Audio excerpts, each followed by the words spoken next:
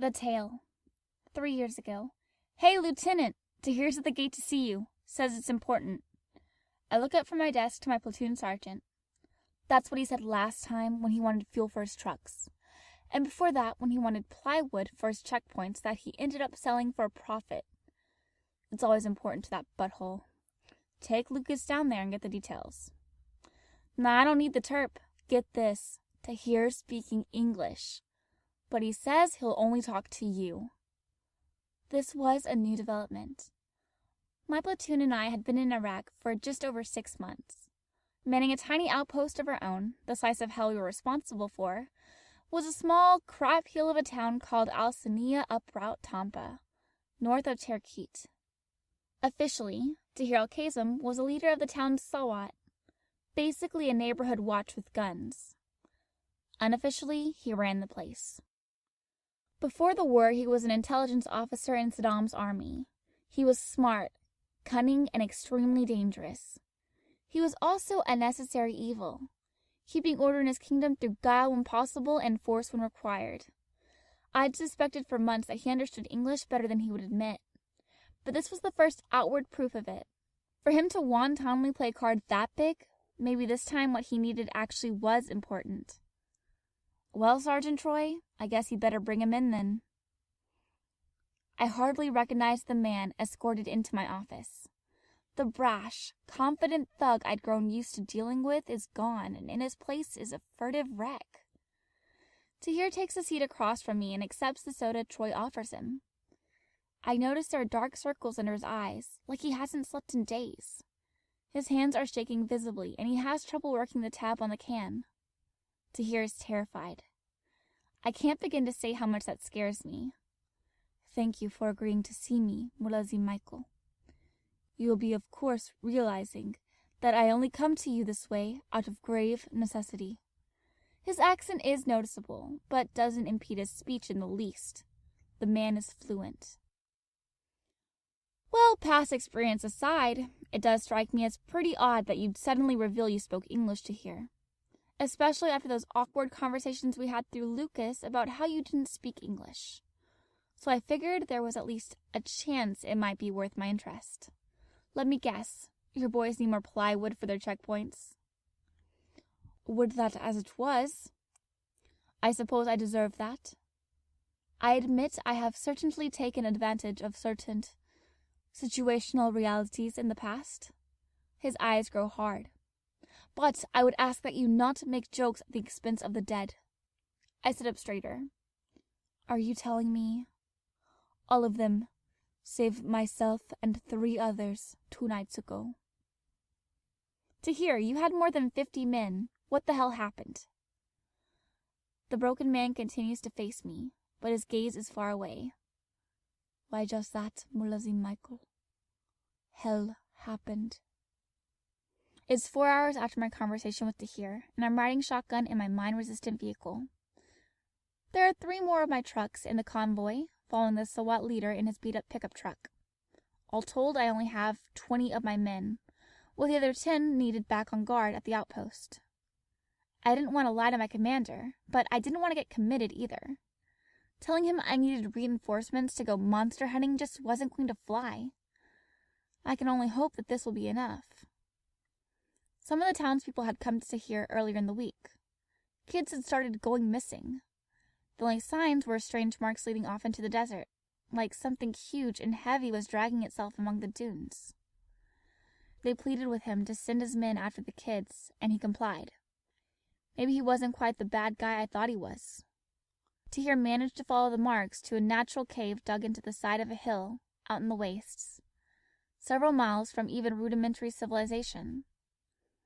I'm still unsure exactly what to believe of the rest of Tahir's story. I've known the man for long enough to be sure that something happened, but God, I hope he's lying to me. Or crazy. Bandits and Baptiste factions are one thing. Living nightmares that slaughter and eat your men in front of you? That's something else. It's twilight. The moon just started to peek up over the horizon. Unfortunately, there's some nasty weather heading in. Not uncommon, as winter is the only time it rains here, and the clouds are going to block any illumination. Damn. but I wish we could have done this mission during the daylight. My gut tells me this could go sideways really fast. If I knew exactly what we were going in after, a terrorist cell for say, Doctrine supports a night strike since our tech is better than theirs. But going in on half-blind intelligence, and with the insane stories to hear spouting, I'm not too keen facing monsters in the dark. My conscience won't let me wait, though. If kids are missing, and I'm sure Tahir's telling the truth about that, it has to be now. I briefed my men exactly what Tahir told me. It took me a little while to decide whether or not I was going to, but ultimately, I'd rather they have an idea of what we're up against. Worst case scenario, I end up looking like a jackwagon. Best case, maybe it eliminates hesitation and saves lives. I can only hope we're so lucky. For anyone who's only ever lived in a city, it's almost impossible to appreciate how absolutely empty and dark the desert can be. Night has truly fallen now, and with the clouds totally blanketing the sky, only Tahir's headlights ahead offer a faint reminder of day. I've ordered my men to drive blacked out. Convoys at night are prey for even the merely human monsters. We left the roads behind about 30 minutes ago. Bouncing along, the dunes rise up on either sides of us, too high for anyone but my gunner to see over. It's like traveling down a narrow hallway walled with sand. It's anyone's guess what's on the other side. I glance over at Robinson, my driver. His face is set, eyes straight ahead, hands tightly gripping the wheel. The banter that would normally accompany one of our missions is nowhere to be found. Abruptly, the way opens into a large, clear area about 50 yards across and ringed by dunes. Ahead, the far end of the clearing is capped by a large hillock about 30 feet high. Tahir's headlights are fixed on a yawning hole at its base that seems to bore into the mound. He stops the pickup. I call over the radio. "All right, boys, I guess this is the place. Establish a perimeter with the trucks around the clearing, then dismount. Drivers and gunners stay with the vehicles. Everyone else, meet me in the center." Checking to make sure my rifle is loaded and my grenades are accessible in their pouches, I shove open the heavy door of the vehicle and step down to the ground. Since we were driving without lights, I'm already wearing my night vision goggles, and the entire world shows up in my monocular sight as alternating shades of black and green. I move in the middle of the perimeter and wait for my men to join me. Sergeant Troy is the first one there. "Sir," he says, "I am going to reiterate that you should not be going with us on this mission. We don't know what's down there, and you're too important to risk." "I appreciate the concern, Sergeant, but you know my philosophy is lead from the front. I can't very well ask you to go down the scary dark monster hole if I'm not willing to, and besides," I grimace, "leaving 2 men per truck out here means only having 12 trigger pullers, including me. Whatever is down there killed almost 50 of Tahir's men. You're going to need all the help you can get." He grabs my vest and pulls me in close. "Damn it, sir! Then swap out with one of the drivers." "No, Troy. I'm going, and that's it. Now let go and shut up before the rest of the men get here." "Fine. But I've got 2 conditions, sir.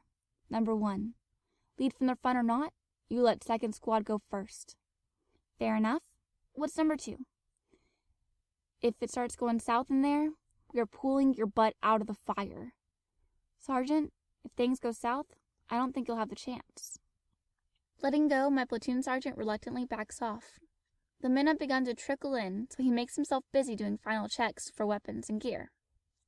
I appreciate his concern, but there's no way I'm sending my men into this situation on their own. If something happens, I need to know about it. The strike team is fully assembled.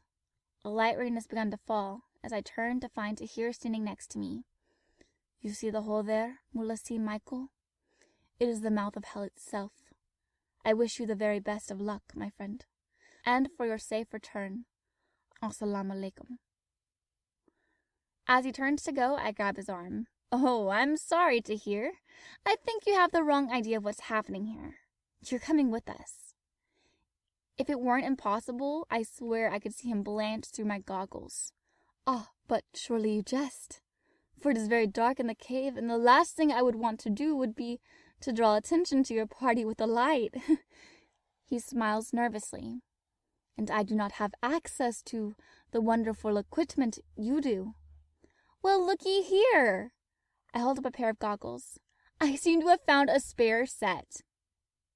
Deer flies into a rage, arms wide, spit spraying from his mouth. "No, I will not go down there again. You cannot make me, you damned American." He tapers off when he feels the barrel of Sergeant Troy's rifle in the small of his back. "Please," he pleads. "Please, my friend, do not make me throw away my life." I lean in close, talking low into the big man's ear. "Now you listen to me to hear. If what you're telling me is really down there, then I'm an even bigger jerk for making you go down there again. But here's the thing," I continue. "What you're telling me is freaking crazy. For all I know, you sold your butt out to someone, and I'm walking my men into a real nice ambush. So I'll give you a choice. You can go with us, where I can promise you at least have a chance of surviving. Or you can die out here, right now." I step back, holding the goggles towards him. "What's it gonna be?" A look of pure despair passes across the man's face. Shoulders slumped, he takes the goggles from my outstretched hand, completely defeated. Putting them on, he turns away and begins walking towards the looming hole. "You're wrong, Mulesi Michael," he calls back to me. "I am a dead man either way." The rain is picked up steadily. Thunder rolls ominously in the distance. "God help me, but I hope you're wrong," I say under my breath. "All right, boys, let's go. Make sure you have a positive ID on any targets. Remember, there might be kids in there. Second squad, lead out." With that, my men and I slowly move forward, the sinister entryway beckoning us onward to face whatever horrors I can only imagine.